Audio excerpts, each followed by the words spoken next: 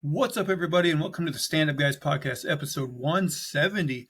I'm your host, the incomparable Zach Jones, joined as always by star of the Disney Sus original film, Captain Marvels, or no, I guess it would be The Marvels, where he plays the lead role of Daryl Manpurse. Terrible. AJ, if you thought the writing of your intro this week was lazy, it's actually apt because we're going to be talking about the Marvels. We're going to be Yeah, reviewing the Marvels, and good God, AJ, I call this a review, but really I think this is a post-mortem. Like, yeah. what the hell happened with this movie? I mean, going into this thing, I said I predict this won't be great, but it'll be like, middle shelf Marvel. No, this is low tier Marvel. I can only think of maybe two or three other Marvel films that I like less than this movie. This was really bad, and boy, the writing for me was It, very disappointing. I have to question if it was AI generated script. I don't know. It I feels like mean, that, doesn't it? yeah, it did. Yeah, it had no heart whatsoever. Um, I felt bad even contributing $11 and something cents to this movie. And I think 185 was like an online charge anyway. But I mean, I want Marvel to get the message that people are not watching this movie because it was just low quality as hell, man. I know when I heard that it bombed or it opened like the lowest of any Marvel movie, and I saw it and I'm like, you know what? It deserves it. Yeah, it Um, definitely did. you They know, they put usually zero effort into this. usually in the non-spoiler part of these reviews, I ask, would you recommend people see this in theaters, wait for streaming, or not watch it all? I mean, definitely don't watch this in theaters, unless you've already made that mistake. But even on the streaming side, like I would honestly like only recommend this to Marvel diehards. Like honestly, I lean towards not watching it at all. Is my recommendation. Yeah, I'm right there with you. It's not worth it. I mean, for me, I mean, there's a lot of problems with this film. Like you talk about plot holes, I think this film might be more holes than plot, if I'm being honest. And we'll get to it when we get into spoilers.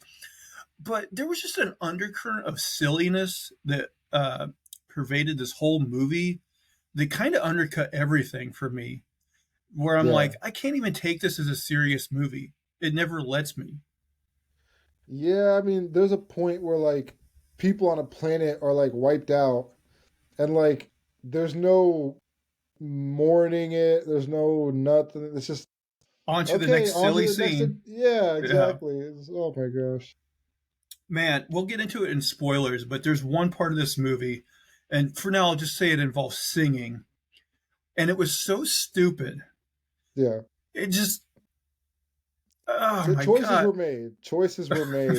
Really bad choice. Like, I'm just like, who greenlit this script? It was terrible. Like, there's no way you could have made gold out of this, no matter what the actors contributed to it. Right. I'll also say, like, and it's not the actress's fault, it's the writing as well. But this is maybe one of the most unremarkable villains in all of the MCU. Like, totally Yeah. forgettable. Like, just Yeah. nothing. Yes. And also, like, are they really? Is this supposed to be like a super kid friendly movie? Is that what the whole thing was? Like, it's just a kids movie or something? I mean, it definitely. I mean, I feel like kids can watch most Marvel movies just fine, and that's a smart idea. But this one, yes, I feel like this was almost written instead of for a wide audience, for like you're alluding to, like a younger audience, like Yeah. tween girls or something. I don't know. Yeah. And by the way, this is coming. I want to make sure people know this isn't like I'm not one of those go woke go broke type of guys. I actually quite enjoyed the first Captain Marvel movie for the most part. Yeah. This thing just never got off the ground for me. It was just Yeah.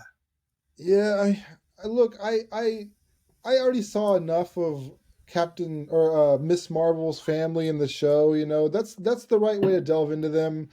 Don't force them down our throats in this movie. Like they're just along for the ride. And it's just just too much of that too. Like, focus on the characters, you know, focus on the story. Try to build something out of these people and give them more likable personalities and stuff. Give them some depth. But here we're seeing Miss Marvel's family like, oh, don't get hurt, don't get hurt. Right. Oh my God, shut the f up. She's a superhero, you know. Just God. Oh, God, I know, and it's like also this is a weird complaint, but there's so much hugging in this movie. At one point, I'm just like, oh come on, like I get it, yeah, girl power, great, but do you have to take time out to hug every 5 minutes? exactly, man. Like it takes away from the tension of the movie. Like there's supposed to be some sort of like, you know, we're up against it, we're in trouble, we're feeling stressed out, you know, like all this hugging and lovey-dovey stuff, like it was just I don't know, man. Well, that's the thing. Like, there's very dangerous things going on in this movie, but you never feel any stakes just because, like I said, the undercurrent of silliness and lightheartedness, I guess, in this movie just take away from it constantly. Yeah. You never feel any tension, and yeah, I was surprised, like you said, like how much her family was spotlighted. I'm like, not that I mind those characters, but you're right. Like we got them in the show, and it's like now it should be able to focus on her rather than them so much. Yeah, like focus on the three main characters, you know, let's see their development together and stuff. But God, they were just shoved down our throats, man. Like, oh my gosh. Yeah, and did they even get much development in this movie? I don't feel like they really did. They were just stereotypical parents. They were just like, oh, don't get hurt. We're so worried about you. Well, We're I so mean, like worried the three about main you. characters, Oh, no, no, like the no. It's actual just, Marvels. Yeah, yeah, no. Oh, the one who got the most development was Spectrum or what? Was it Monica Rambeau? Monica Rambeau. Yeah, I felt like she got the most development in this one, which you know I'm happy with. You know, I'm glad she at least went somewhere. They went somewhere with her, but everybody else is pretty much the same. you know, the other thing that surprised me, and I think this was a bad idea on Marvel's part, they did it a little bit in Multiverse of Madness too, where like if you watch Multiverse of Madness without watching WandaVision, like I feel like you would have been somewhat in the dark on a few things. But this movie really references the Miss Marvel TV show a lot, to the extent to where like of course we watched it, but like a lot of people who watched the movies aren't necessarily going to be watching all the TV shows, and like and also like we watched the TV shows, and like in this movie Monica Rambeau mentions that she got her powers, like how she got her powers in the WandaVision show, and I watched that show, and even I was like, oh yeah, I kind of remember what she's talking about, but not really, that kind of thing. Yeah, Where I'm yeah, like, boy, oh boy, like they're not making these like to me the movies. You should be able to watch just the movies and be caught up, and like the TV shows are extra material if you want it, but not necessary. Like I think that would be the better approach than to like have them so intertwined. But I guess Marvel, yeah. you know, is betting that if they do it this way, it's going to get more people to watch the TV shows. So maybe it's a good idea marketing wise. I don't know, but And this movie was just a cluster f. You know, it was it just was. you know I'm not just complaining about her family either. I'm talking about like the cats, like all this silly, just random stuff. The Oh, singing planet, like all that. Just so many unnecessary things. Like get to it, man. Write a real story. Make something that's very compelling. You know, like there's so much filler in this movie. by the way, I watched this movie last weekend, and you just watched it today, so you're a little fresher. I I actually for a minute forgot about all the cat stuff, which you're right. God, that was terrible and stupid. And I'll get to. There's so Yeah. many things like also, and I'll say this: I don't even know if the notes I took are as detailed as in the past, because I'll be honest, there was parts in the movie where I zoned out a little bit, Yeah. and I'm like, oh, I think I don't quite get get how they got from point A to point B here because I was a little bit bored and zoned out a little bit. So I might need your help to fill me in on a few things. Man, I know exactly. I was so impatient during this movie. I was like, I need this to end. And then another thing I'll say is, and I'm not going to spoil it here. We're going to get into spoilers, but I'll just say the post credit scene is kind of something like MCU fans have been waiting for a long and, time. and in this movie of all And movies, this movie of all movies is what it's attached to. And also the way they do it isn't like super exciting, but you know, it at least like lets us know they're getting there. But yeah, of all movies to put it on, like I almost think they were hoping like the rumors of that post credit scene would get more people to watch this movie. yeah, that must be what they. I think so too. um, but yeah, just uh, I'm glad Marvel's not making movies for a while. I'll just say that much. I need a break after this movie. I think it would have been smarter for them to time things so this movie came out before the Loki season finale, so that they would have, ended on a high note before like it's going to be a while Yeah, before we see another Marvel property. yeah. Boy, oh boy, yeah, just straight up, this was not good. I don't recommend it to people. And if you're like just a Marvel diehard who's like, I'm going to see it no matter what, if you haven't already made the mistake of going to the theater, wait for Disney Plus, and it probably won't even be that long before it's on there because this Yeah. thing is not doing good at the theater. AJ, any other thoughts before we get into spoilers? Let's get into it, man. Okay, now AJ, like I said, it's been a few days since I saw this thing, so like when I'm going through my notes, if I don't understand something, maybe you can help me fill in the gaps. And also, there was things that like even just like I took notes right after watching the movie, and I'm like, I don't think I quite ever understood how certain things happen. So we'll see. So we open on a Kree spaceship visiting a moon-like planet. We are introduced to Dar Ben, who is the villain of the movie. She finds a relic on this planet, like kind of like a statue type thing, breaks it open, and she finds a bangle that she puts on her wrist and activates. And I believe this causes like a wormhole to open above the planet. But she's dismayed because she's like, "Where's the second bangle? There's supposed to be a pair." But and as she wonders she's wondering where that other bangle is. That transitions to seeing the other bangle, which is of course on Kamala Khan's wrist, and like that's something that anybody who watched the TV show would have known. But again, if you didn't watch the movie, you're probably maybe a little confused. But so Kamala, she's a big fanboy of Miss Marvel. She's drawing a picture of her teaming up with Captain Marvel, and we get this short little animated thing that's like her imagination of her teaming up with Miss Marvel and like being best friends with her. So now we're introduced to Carol Danvers, Captain Marvel, and she's using this like Kree memory device, and it basically briefly through flashback recaps what happened in the first movie, I guess to catch everyone up to speed who hasn't seen the first movie. And also very briefly shows her destroying the super intelligence, which it'll show in more detail later on.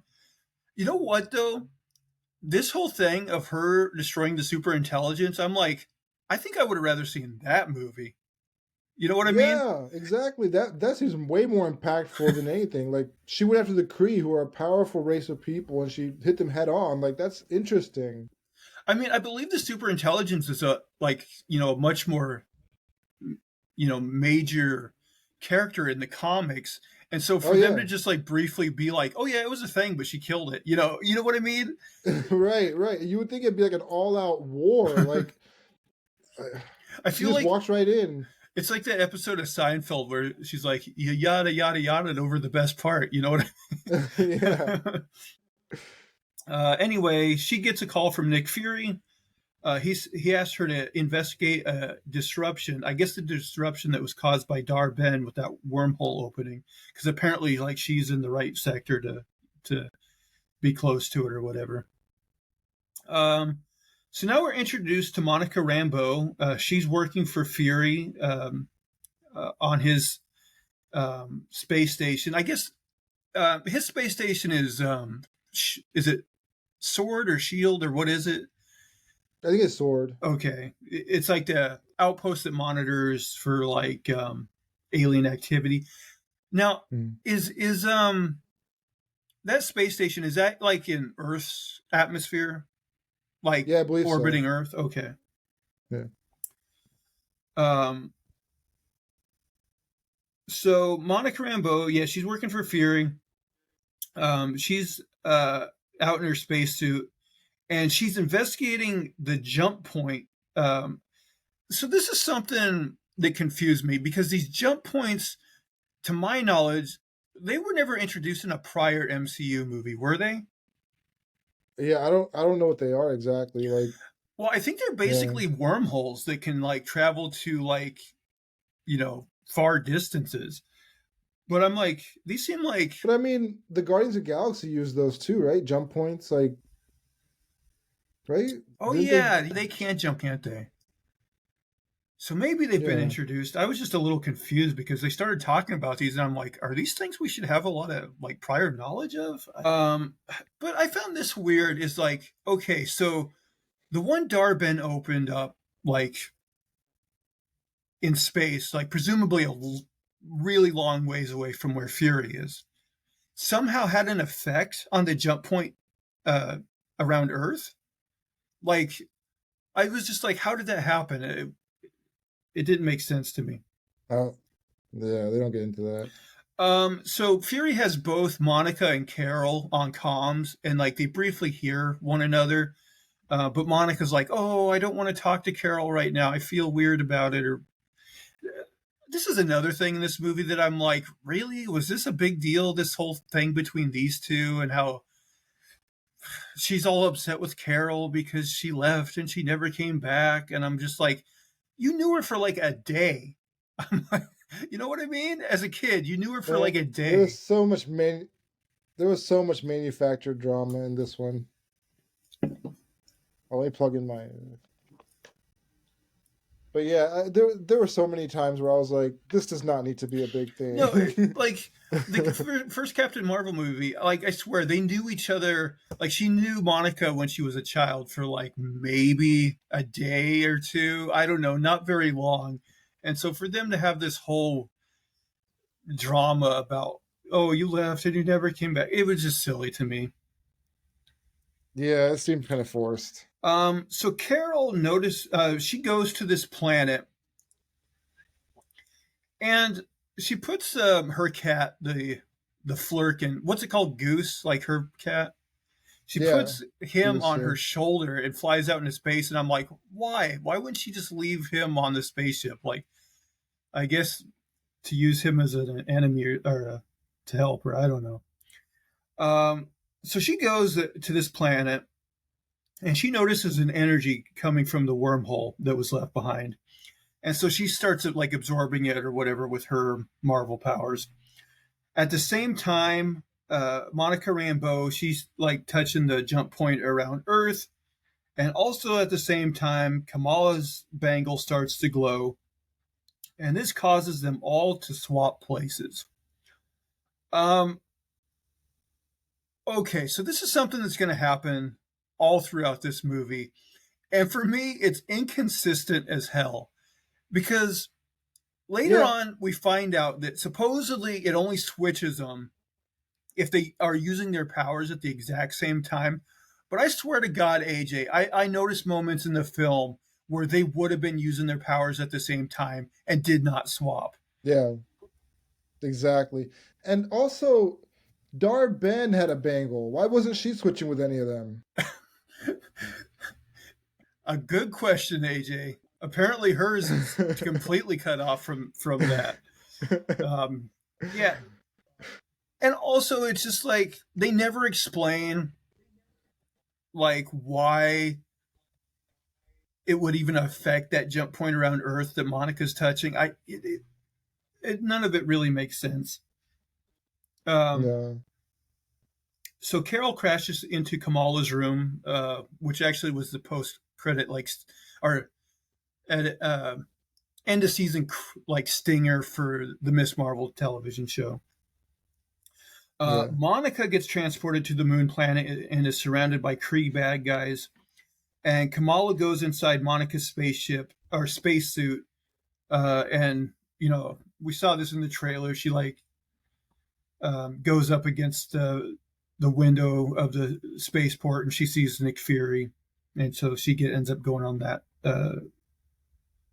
spaceport. So now we get this big swap fight where they're all fighting and swapping many times. So the Flurkin eats a couple of Kree, but as we'll find out later on in the movie, apparently even though the Flurkin like totally swallow guys whole, they never kill him. It's totally safe to be eaten by a Flurkin. You don't have to worry about it. Yep. So yeah, it eats them. They go to Kamala's house. It pukes them up. So now there's Kree bad guys in the house. So Carol's transported to the house again. She is called the Annihilator by one of the bad guys, and she's like, I don't like that name. Eventually, at some point, Carol's transported back to the moon planet. She blasts a bunch of Kree guys, and I forget how she figures this out, but she finds out that the Kree are going after the Skrulls. And do you remember exactly how she figured that out? No, I don't. It seemed very sloppy. Like she just somehow put it together. Okay, so now we get the scene where Dar-Ben sits down with the Kree on some Kree planet with a bunch of Kree for supposed peace talks. But she tells them that when the superintelligence died or was destroyed, a Kree civil war broke out. And basically, whatever happened in their war, it somehow made, messed up their sun or something. And it basically made their home world of Hala inhabitable. And so she basically warns them that she's going to be stealing their atmosphere. I forget exactly what she says to him, but a part of me is like, why would she have even warned him? I think maybe she said like, oh, so you have time to leave or something. She says that she's going to help them evacuate, but that doesn't happen. Yeah. So Fury and Monica take a space elevator to Earth, because apparently that's a thing in the MCU, is they have an elevator that goes from that space platform to Earth. And also, like, they cover distances fast because they show up at Kamala's house, like, too sweet, and I'm like, that happens multiple times. That's true. Like, distances mean Captain Marvel, nothing. Yeah. Also, they never go into this, but like, can Captain Marvel, with her power, fly faster than the speed of light? Because like, it's nothing for her to travel. Yeah. And like, her direction is great, man. She can just, she gets to exactly the spot she needs to get to, like, immediately. Of course, I love Green Lantern, and they kind of do the same thing, but so maybe I shouldn't complain too much. But yeah, distances in this movie just mean nothing. People end up wherever they want to be. Yeah. So I forget why exactly, but Kamala lights up, like, uses her power briefly, and so she ends up switching with Carol. And so now Carol and Monica are in the same house, and like, they're doing the whole thing where they feel uneasy talking to each other. But Monica puts it together that their powers are entangled. And when they use their powers at the same time, they switch places. So explain this to me. So we find out that Carol must have been flying in the air when she made the switch, right? So now Kamala is plummeting towards Earth. So we see Carol fly off like super fast. So you would think if Carol knows that Kamala is plummeting to her death, Carol would go save Kamala. But no, what Carol does is fly right past her to wherever the bad guys are. And Hmm. then it's up to Monica to learn how to fly, which apparently she's never done before. Another manufactured dramatic scene, man. That's what this is. So, um, Monica, yeah, my whole thing is I think something might have been said to where Carol was like, oh no, like the bad guys could be doing something really bad, and that's why she went there. But my thing is, no, Carol, you're a bad person because you know Kamala is plummeting to her death. The fact the fact Exactly. that you did not like take the time to save her, you're a terrible person, Carol. You're a terrible hero. By the way, I'll say this: I think Brie Larson is a good actress, and I don't know if it's her, just the way the character is written, but she a lot of times comes off as very cold, like A little too a stoic. little too A little cold too sometimes stoic. for my taste. I don't know. Yeah. Um, so and even like Monica, like her flying power is so bad that the two almost still die. But eventually, um, like Kamala puts them in one of her like protective bubbles. Not that that's going to do any good, but because she uses her power, it causes her to swap with Carol, and they end up Yeah. on the platform with the bad guys, and Carol ends up hitting the earth. But Fury's like, oh, it's fine, it's Carol, she can take that hit or whatever. There's a scene later where the flesh bodies somehow survive a crash, though. There is like another scene at the end there. Yeah, there's some very like I said, I think this movie is more holes than plot overall. Yeah. Uh, so Monica, since her power is she can like see energy, she sees Darben's bangle giving off like an energy, and Kamala also sees the other bangle. So she like puts her like shirt down to cover her bangle. So Carol, because again she can fly, but apparently faster than the speed of light, she shows up. So now all three are on the platform with the bad guys. So now they have a big old swap fight with the bad guys, swapping all over the place. And her sense of direction is amazing. She knows exactly how to get there, like immediately to I that know, platform. Like I she, know. At least with the Green Lanterns, like the rings know where they're going, so like you have that yeah, excuse. But with her, yeah, she would just have to be like the whole of space. She knows where to yeah, go. I mean, her powers are ill defined, the whole cosmic power thing. But I mean, come on, like I don't yeah. know. Um, so while they're having the big old swap fight and beating the bad guys, Darben is able to escape and go down to the surface of the scroll planet that she was at. And she's able to use her hammer. She's got one of those big, like Ronan the Accuser type hammers, Yeah. and the bangle to open a rift between that planet and Hala and steal their atmosphere. So this is another thing. So this basically just opens up a wormhole between two places, and she's going to do this multiple times in the movie. Why is it always somehow set to siphon off one planet and have the resources go to Hala? Like, can she control that? Like, like why would it cause that at all? And if it did, like, how does she know it wasn't going to go the opposite way? Or you know what I mean? Like, Yeah, it's just yeah, another ill-conceived thing where it doesn't really make sense, and you just kind of got to go along with it. yeah. So the team go down to the planet, and they save as many scrolls as they can, but many of them still die. And we get this scene where Kamala like wants to go like help the other ones, and Carol's like, no, no, like we've saved as many. I forget her exact line, but she's basically like, we can't do anything for them. We just got to let them die. I'm like, bitch, you can travel the speed of light. You could probably save half of these people at least. Just go back and forth. Yeah, like your powers never had a limit before, but now she's like, nah, I can't do it.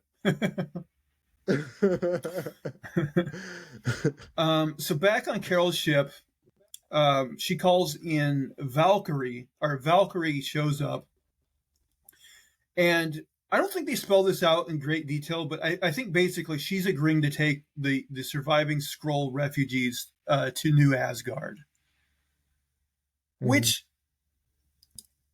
if she's willing to do that, like I look back on Secret Invasion and I'm like, could she have just offered that to all the all the Skrulls in the Secret Invasion show, and they could have just all lived Yeah. on New Asgard? I mean, it was so easy for somebody to give the Asgardians a plot of land. Why was it so hard to give the Skrulls some land? Like, it's the same damn problem.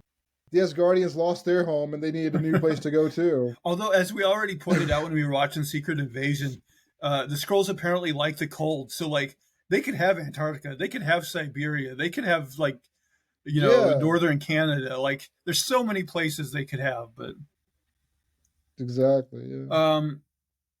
So now we get a scene back on Hala where Dar-Ben rallies her people, and they are relieved that they can now breathe without masks. And I was like, is this some sort of commentary on COVID? Now they get it to all take off their masks. Mhm. So here we do get a flashback of Dar-Ben. She witnessed Carol destroying the super intelligence, which eventually led to the Kree Civil War. And again, when I saw this, I'm like, this seems like the more interesting movie. Like her. And also, was it that easy for Carol to destroy the super intelligence, or was there more to that story? It seems like there should have been, you know, I was still shocked that a pile of rocks falling on Darben's head knocked her out, considering how many blows she took from Captain Marvel and all the other characters. Like, she was able to take those just fine, but a few rocks will land on her head and she's out cold. that's the other thing So about the Kree. Like, I don't know how they compare to humans. Like, are they a lot tougher than humans? Or, they're supposed to be immortal. They're supposed to be like these supremely powerful beings. And like they get in a fight with Kamala's family and they're holding them down with a mop and something. Like it was so her family should have been killed in that scene. They should have had no chance. that's another thing I hated. The Kree are like I hated Asgardians. just like the silliness again of that scene. Like the things you're pointing out with the Oh yeah. family, like helping out with the fighting and all that. And I'm just like, ugh, this is so cheesy. Yeah. It kind of reminds me of Blue Beetle with the whole family thing. Like, but the family at least had more heart in that one for some reason. It just felt, a little bit better. But there was some silliness in that Yeah, we movie pointed too, out in that like movie the granny with the Gatling gun was terrible. So like yeah. this movie's not the only offender, but it wasn't good. Yeah, exactly. Um, and also this Kree Civil War, like that to me sounds more interesting than anything in this movie. You know what I mean? Yeah, exactly. Yeah. What happened? How did Darbin become a leader of the Kree? Like, does she kill a bunch of people? Does she have to fight a war Yeah, we first? maybe would have been more invested in her if they would have showed like a flashback of like her rise to power and like the Kree Civil War and Yeah. stuff like that. So now back on Carol's ship, she and Monica finally have their talk. Monica was upset that Carol never came back and wasn't there for her and her mom was dying of cancer and all that.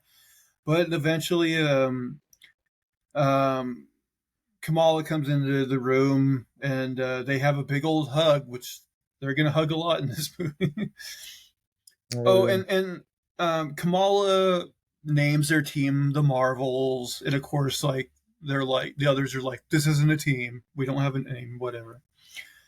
And so there's also Yeah. this running bit that never really has a payoff where Kamala is trying to give Monica a superhero name, and she's like, no, just Monica is good enough.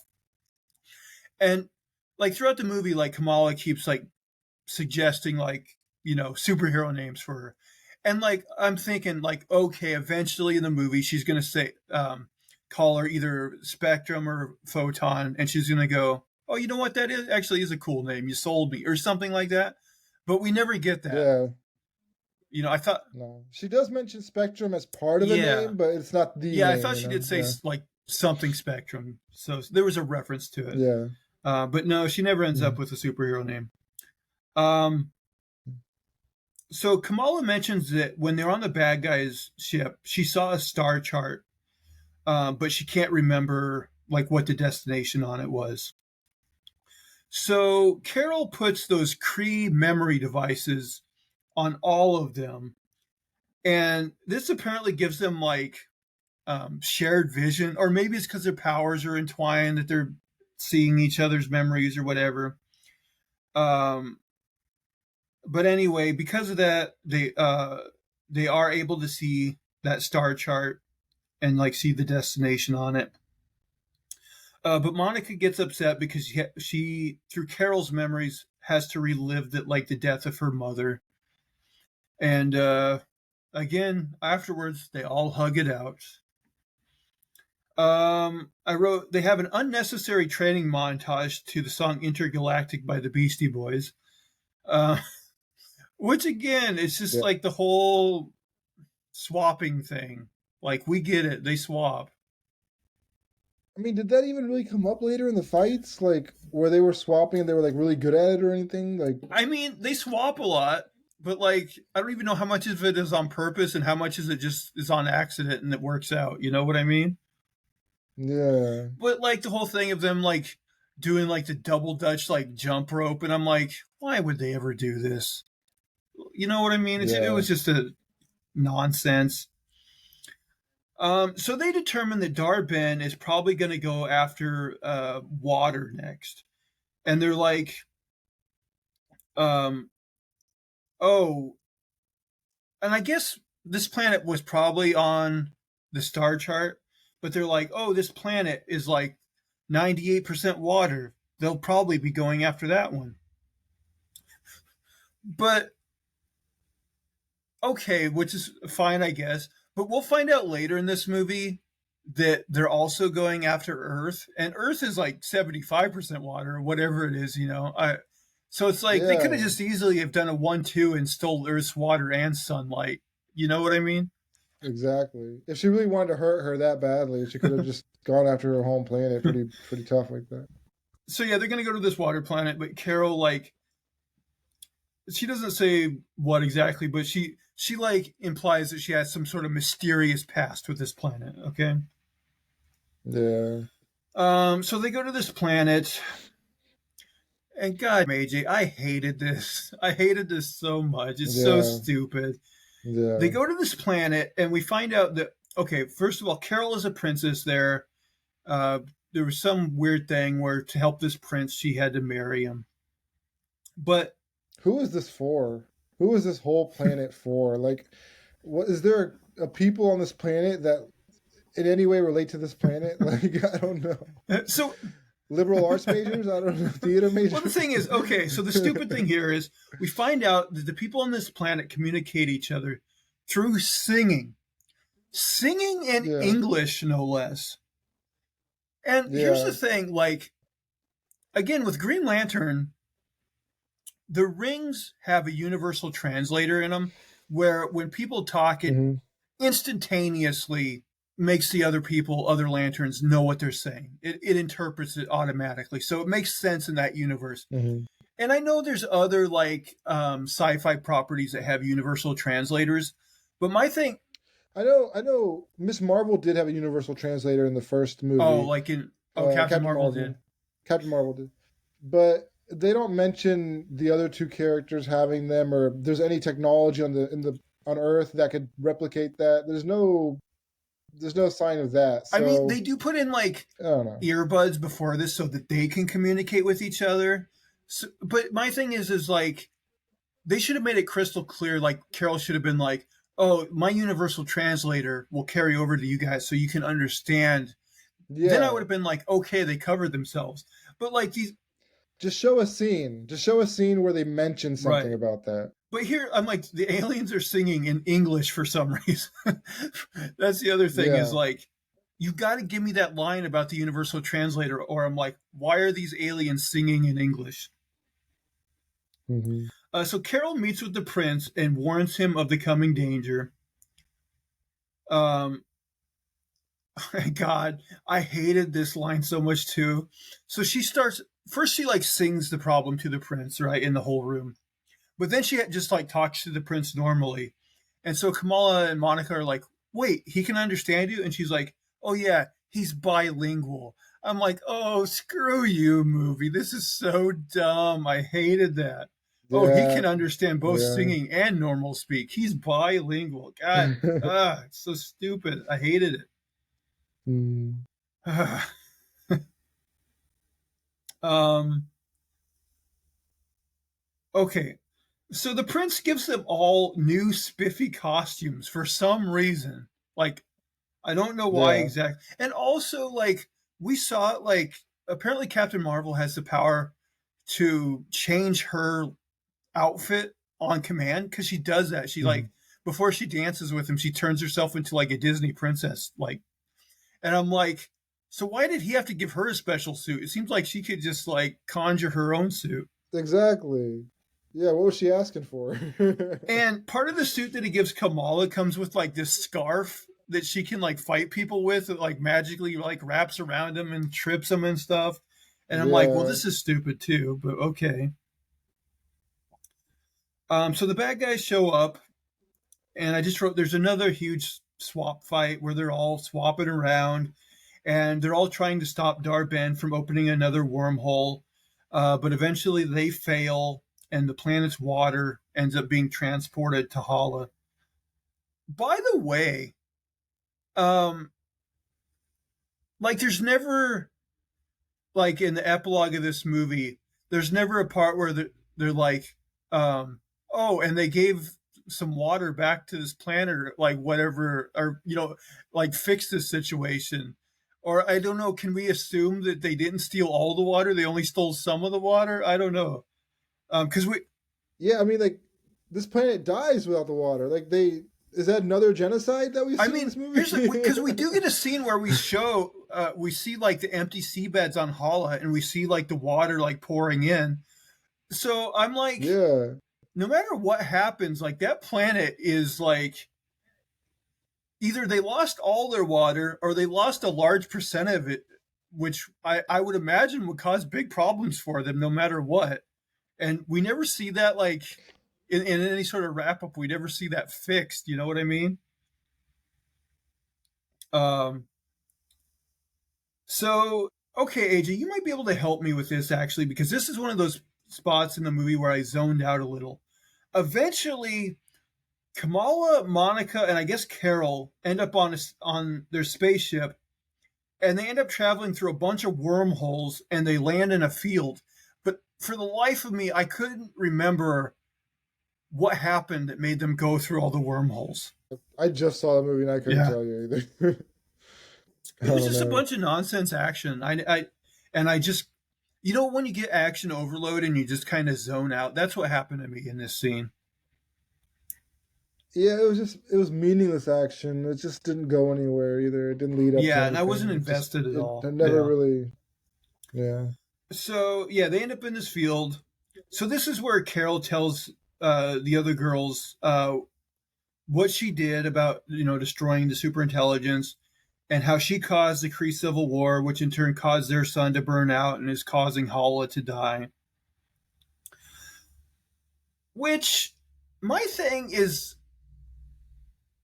um, in this movie, like the bad guy doesn't like tell. Does the bad guy ever tell Carol like that she destroyed the planet? Like to me, it seems like she already knew this, like that Hala was dying before this movie even took place.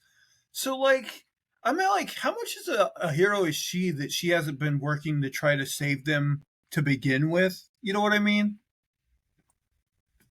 I didn't pick up on that. I didn't know she knew. I thought Dar-Ben kind of told her that, yeah, you messed up our planet, like, it's Okay, maybe dying. she did. But the the one thing I didn't get was like she never ties together why killing the Supreme Intelligence destroyed the planet. Like, was Supreme Intelligence controlling the sun? Was it controlling the oceans? Was it like what was going on with that? Why was killing it the all these resources disappeared They all of a don't sudden? explicitly say this is what I got out of it, and maybe I'm wrong, is that like basically there were what caused the Civil War is there was people that were almost like religious and looked at the super intelligent as their god basically, and then there's Mm-hmm. another sect that maybe weren't so religious that were okay with the super intelligence being destroyed or whatever, and so those groups Mm-hmm. began to fight each other, and somehow like in the Matrix, like they mentioned that like the war between machines and humans, like ended up like destroying the sun or something.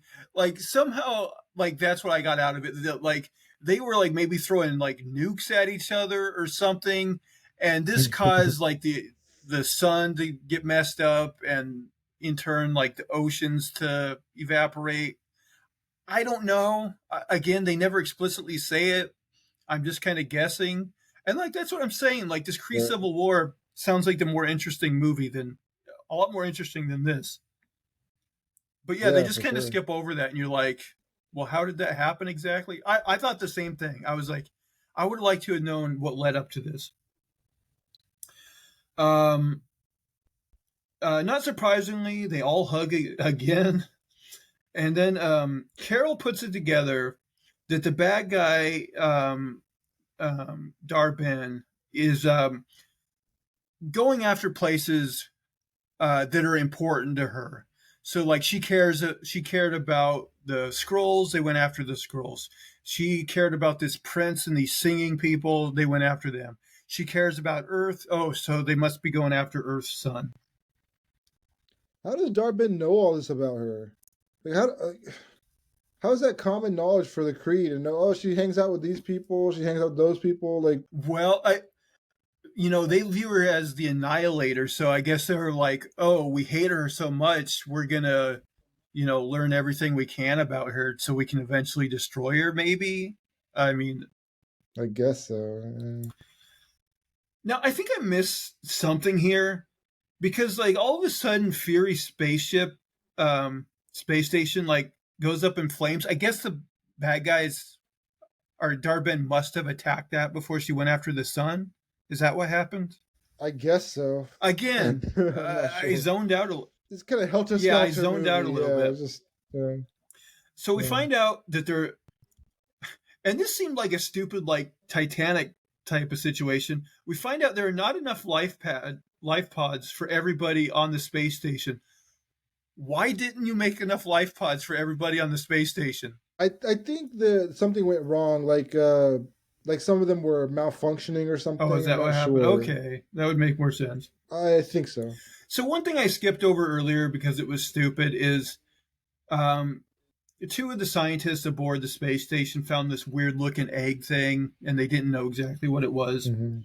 But Fury, he like opens up this panel, and it turns out that there's a bunch of eggs on board, and they're flurkin eggs, and they Yeah. all at that moment decide to hatch, and we get a bunch of cute flirking kittens. And God, this is so stupid. So they're like, okay, we can't put all the people on the pods. So what we'll do is we'll have all these flirkin swallow all the people because they don't take up as much space. And so this is automatically like some like the apparently the cats are like the TARDIS on Doctor Who, where it's bigger on the inside than the outside. Like, how does that work? They swallow these things, but like the Flurkin somehow have like a magical like I, I think it's called Hammer Space in Marvel, like where you can just have like an infinite pouch or whatever, and like you can just keep putting things in there, and nothing gets filled up. but the other thing is like So these Flurkins like swallow people whole. When did they put it together? Because this is never established in another Marvel movie that the Flurkin are not killing the people they eat. yeah, I don't know. I mean, I don't know how they trained these just born Flurkins to throw them back up later on too. Like it just doesn't Oh make yeah, sense, you know? yeah. It's like it's not like they can like telepathically communicate with these Flurkin.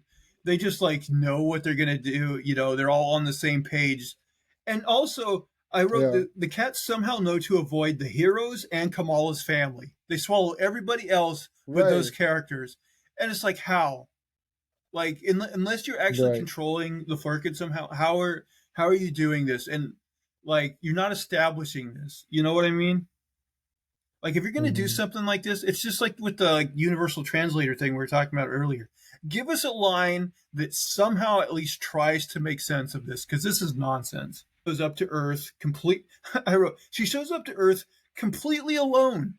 Like why wouldn't she have at least brought some foot soldiers that help ensure her plan goes correctly? It's just her. Yeah. And so she opens a wormhole and starts to siphon the energy off of our sun into Hala's sun. So the team shows up and they easily triple team Dar-Ben, who is eventually impaled. And a part of me is like, this makes almost makes the good guys look bad. The fact that they're like ganging up on her, you know what I mean? Yeah. Also, like, she gets impaled by like a blade. They've been shooting cosmic rays at her and stuff this whole time. Like, you're telling me those cosmic rays and those blasts aren't sufficient to penetrate her, but a Well, blade anytime does? they throw the cosmic rays at her, conveniently enough, she always makes it hit her bracelet, which charges her up even more. That's true, yeah. She's very good at that. So Dar-Ben seemingly agrees to surrender, but when Carol helps her, she uses her hammer to threaten Kamala's life and steal her other bangle. Oh, and also, And they keep the theme alive of the main bad guy just getting rid of themselves, like in Miss Marvel and in this movie too. well, and also, like, before that happens, like, Monica is like, "Hey, Carol, I think with your power, you could just go like recharge Hala's sun and fix things."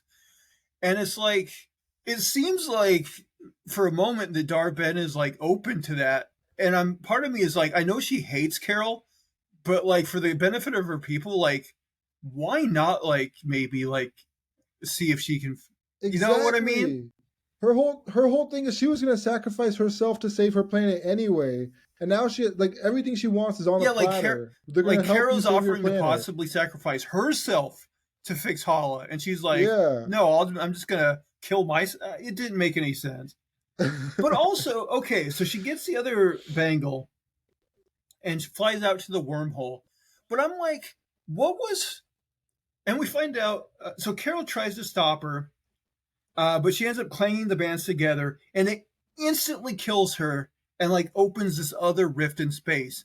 But my thing is like, how was her banging the bangles together supposed to save Hala? Like, she already opened the rift that was siphoning our sun. That was supposed to save Hala. So I didn't understand why she had to sacrifice herself. You know what I mean? Like, what did? I don't even know what happened. Like it didn't save Hala. Like it didn't even work. Like it just opened up a rift in time and space or something, but it didn't do what she wanted it to Well, and I do. don't even get what she wanted it to do because she had already opened the rift. She was already siphoning off our sun, Yeah, and so, I, true. yeah, it was so confusing. The writing in this movie is so confusing; it makes no sense. Um. Oh, and I was wondering if you noticed this. So Kamala's bracelet was just taken, but Kamala still is somehow able to use her powers because she makes her hand all big and she Yeah, brings Carol back into the ship. yeah. What was that? I don't understand. Why does she even need the bangle then? Just lose it. Who Honestly, cares? I think it was a mistake. I think they didn't have a script supervisor or something, or the script supervisor made a mistake because this seems like a continuity error to me. Yeah, it I does. mean, I'm sure they can try to write it off saying that, like, somehow in that moment, for some whatever reason, she didn't need it. But she used her powers without having the thing that gives her her powers. Exactly. Um, oh, okay. So Carol gets back on the ship, and Kamala's like, "Oh, our powers aren't entangled anymore." I wrote Kamala somehow knows their powers aren't entangled anymore, even though Carol seemingly doesn't. Like Carol, like she says that, and I forget what exactly Carol said, but she's like, "Oh, well, that's a good thing, I guess." I'm like, how does Kamala know their powers aren't entangled anymore? Especially if Carol didn't automatically know as well. You know what I mean? Yeah, was there anything to tell us that that I was the don't think case? Like, so. was there any? I That don't was think weird. so. So Monica says the only way to close this new rift in space is for the other two to like blast her with their powers. She'll absorb the powers, and then she has to go into the center of the rift and expel that power to close the rift. So they do so, and she closes the rift. Now, wait. At this point, does Kamala have two bangles on? Um, that's a good question. I can't remember. It seemingly wouldn't be a good idea for her to, because apparently if she accidentally bangs them together, she's going to die. Exactly. Somebody far more powerful than her just died with two bangles. So I'm like, she better not be using two bangles now. But she mentions that, they used to be a pair. So, like, I assume, like, eventually, like, if she didn't in this movie, that she is going to put them both on. But, I'm sure the writing will be just like, oh, the bad guy got the bad juju out of out of these, so now they're fine. Just like Red Skull. So yeah, she's closing the rift, but she's like, oh, the only way I'm going to be able to close it is if I stay in it and close it. Carol, like, how she knows that? I mean, I don't know. Like, she knows everything, though. She knows everything. And here's the other thing: Carol flies out to try to save her, and as we've established, Carol's got to be able to fly faster than the speed of light, but she's too slow in this case because the rift closes right before she can get there. Monica's gone. So back on Earth, Kamala is reunited with her family. She tells Fury that they lost Monica, and Fury gets all sad about it. And I think he asks where Carol is, and Kamala's like, oh, she's busy fulfilling a promise. So then Carol does reignite Hala's sun, and it didn't even seem that difficult for her. Yeah, it seemed really easy for her. Like, man, I could have done this a long time ago. Exactly. So yeah, she saves the Hala. So in Louisiana, which I guess is where Monica's family lived, in the house that was featured in the first movie. Yeah. Now I was confused here. Is Kamala's family moving into that house? Or are they just helping Carol move? I was confused by that too, because why would Carol need help moving? She could do it in light speed. She could easily do it. Thought. Why is she making these mortal people do this? Well, and I think there's a line where like Kamala's mom tells the son, like, oh, this would be a good house to raise kids in or something. So I'm like, are they moving from New Jersey to Louisiana? Because that seems a bit weird too. Yeah, that'd be really weird. Also, they don't show his wife at all in this movie. No, they don't. Which I'm okay with. I mean, like you said, we didn't need the family.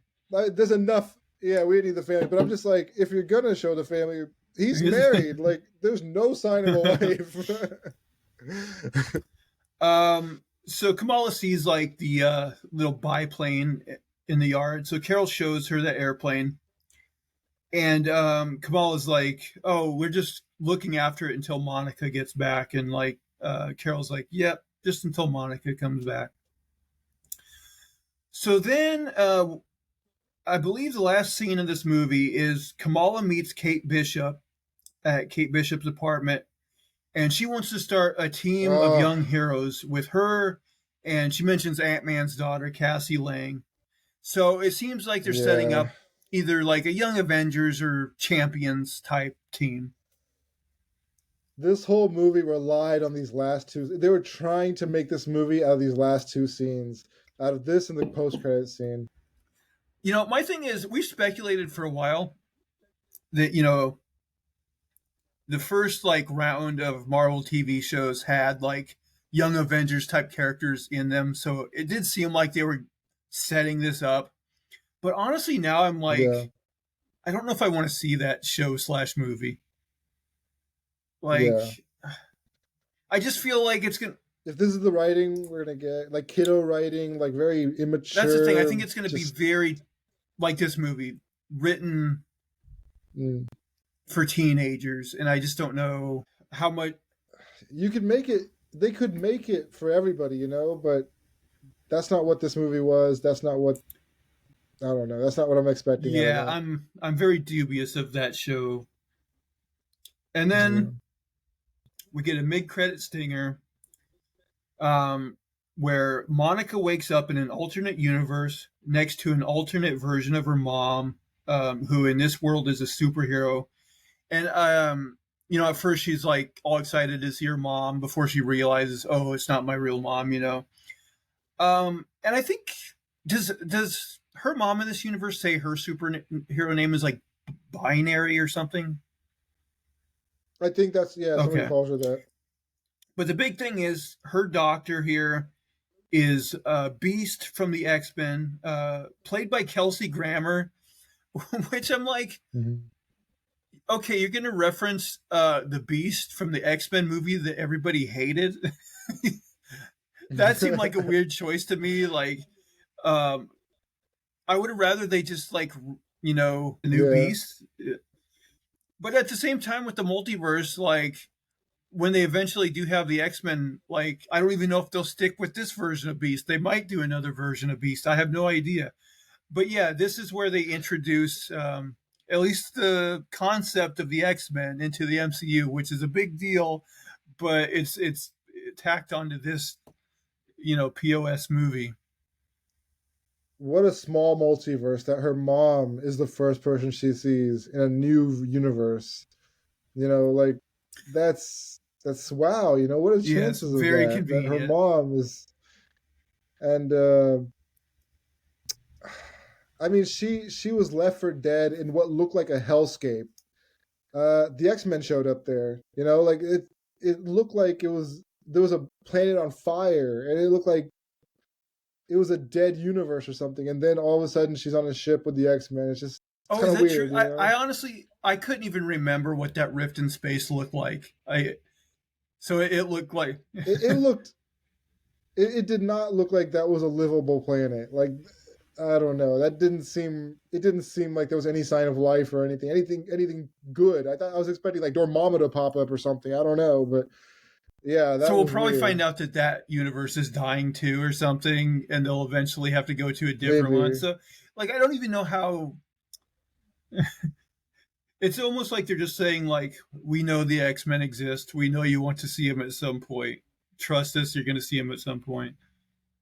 I guess I mean we knew that already because we know that Wolverine's going to be in the Deadpool movie. Man, I mean, they're really banking on that post credit scene and that last scene for Young Avengers in this movie. They forced those into this movie to like give it some to buoy it, to like lift it Oh, afloat. and also I will say if you're going to suffer through this movie, you don't have to go to the end credit because there's not an end credit scene. It's just a sound effect of a flirkin like hawking up another guy or something. It's a nothing. Mm, So yeah, this was terrible. Uh, yeah. do not watch it. I don't recommend it. No. Um, God, I just this was so disappointing. Like, I honestly I wanted to watch this. Or I wanted to like this, and honestly, AJ, going in, I was so confident that this was like gonna be fine. Like I'm like, yeah, this is gonna be a mid tier Marvel. It's gonna be fine. I did not expect this. Yeah. Yeah, it was rough, man. Like I just want to clarify something. I mentioned Blue Beetle earlier. Blue Beetle was way Oh, better than for this. sure. Blue Beetle Yeah, was it way had some better. of those Yeah. silly family moments that were a little eye rolling, but way better than this. Way better than this. Yeah. In fact, AJ, I guess it's time for the scoring round. What would you give this scale of 1 to 10? I'll give it a 3.5 out of 10. Yeah, I'm thinking a 3. I'll give because I don't really blame the actors. I think they did fine with what they were given. It's just what they were given was so bad. Yeah. The writing was The dogs, one on this man. was so bad. And like I said, I think uh, I think there's some continuity errors, like the part where Miss Marvel used her powers when she shouldn't have been able to. Like, I think this movie was sloppy, yeah. like straight up sloppy. And we didn't mention the part where that ship with everybody in it with the Flurkins and Kamala's family and Nick Fury crashes down, and they just walk right out of it. Nobody's stumbling, nobody's hurt. That ship fell from space. Just one more thing that makes no Oh my sense. god. Yeah, I mean, sloppy is really the only word for it because Marvel is famous for Yeah. doing like they schedule in their reshoots because they're like, okay, we know we're gonna need reshoots. They're they're baked into the cake, and we'll watch whatever cut we get, and that'll tell us where we need to fill in the gaps. My thing, like, we very easily picked out spots like the whole, like, oh, mention the universal translator so that this makes a modicum of sense. Yeah. And or there was another instance like that I'm forgetting now, but like, just you and I could have easily been like, oh, put this line in so that this makes sense. And show a scene where like all of a sudden you see like their powers aren't intertwined anymore and they can't like, flip back and forth with each other. Like just let us know. Don't just say it. Like let us see it. Show, don't I'm tell. pretty sure, like, I don't, maybe I'm wrong about this, but even the whole thing about, like, oh, they only switch when they're using the powers at the same time.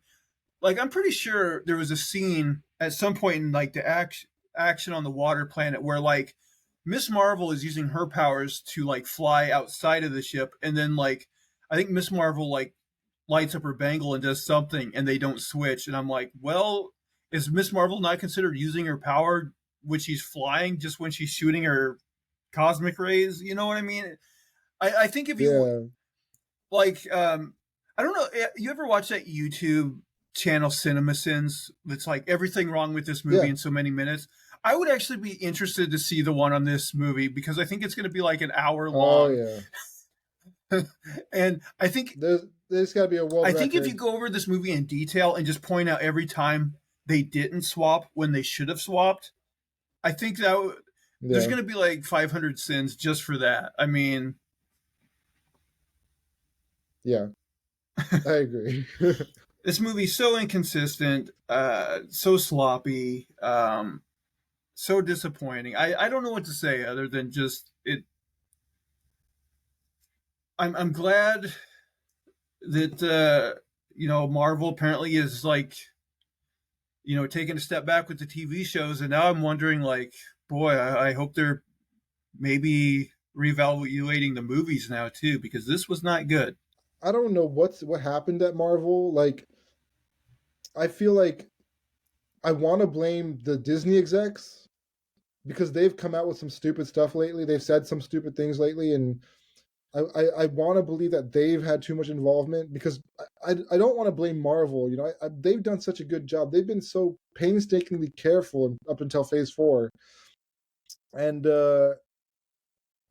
I just it's got to be the greedy execs who are making these AI movies get pumped out. Like I don't know, but I don't I know. hear some like comic book nerds being like, "Oh, this phase sucks because like Iron Man and Captain America and Black Widow and some of those major characters aren't around as much and the new characters aren't as good." I don't even think it's that the new characters aren't as good. I think it's just that they haven't been putting the premium on writing that they need to. Yeah, And I mean, not to say that there wasn't some bad Marvel movies early on. Like, I would say I still maybe like this better than like Iron Man 3 and like Incredible Hulk, some of those early Marvel movies that I really didn't care for, but like it's definitely it's yeah. down there. It's down there. I didn't even care for Iron Man. I didn't care for Oh, the I first I one. I love the just, first Iron Man. but here's the thing: it grew on me. Like as long as like the whole realm of movies like came together and like, okay, now we saw Avengers. Okay, Age of Ultron was okay, but it started coalescing and it started getting better. That's the thing. I Yeah, don't. I guess maybe it's an impossible standard to hope they keep in that trajectory, but it's like you thought they had it figured out. You thought they had a system figured out, and then you start to see Yeah, cracks in it, and you're like, "Oh, that's weird." yeah, And then you see something this poorly written, and it makes you go, "Wow, how did this happen?" You know what I mean? Yeah. exactly. Yeah. But I guess I won't beat a dead horse any longer. The conclusion is this was a disappointment. I don't recommend people watch it. But AJ, any final thoughts before we wrap up? Uh, I'm happy to be taking a break for a while from Marvel and DC. DC, well, we're gonna be. I'm more excited about Aquaman 2 than I was about this movie. You know what's sad is like I would have been more. I would have had a lot more faith in this movie that it would be better than Aquaman 2. And now I'm not so sure, even though I do think Aquaman 2 is going to be Right. terrible. But, Oh yeah, yeah, it's gonna be you know, garbage. it might just be lip service because he's, kind of an executive now. But, like, James Gunn, like, saying that, like, they're not going to rush movies and they're going to make sure that the script is down, before they commit to filming, like, that fills me with hope. I hope that's true, and I hope he sticks with it. Of course, he is a company Yeah, man, and he did say that The Flash was a good movie, so you never know. yeah, um, yeah. but hope for the best. Hope for the best. All right, AJ, we'll wrap this bad boy up. So everybody, let us know in the comments below what you thought if you did watch The Marvels. What do you think? Did we get it wrong? Was it actually good? Did we miss something to explain the things we're complaining about? Please, please, please let us know. And if you will, subscribe to the YouTube channel. And also, you can subscribe in audio form on your podcast catcher of choice. Leave us thumbs up, positive reviews. You can follow me on Twitter/X at Zach Jones Live. That's ZachJonesLive. And that is going to do it for all of our shenanigans and poppycock this week. Please, please, please tune in again next week. Bye, guys.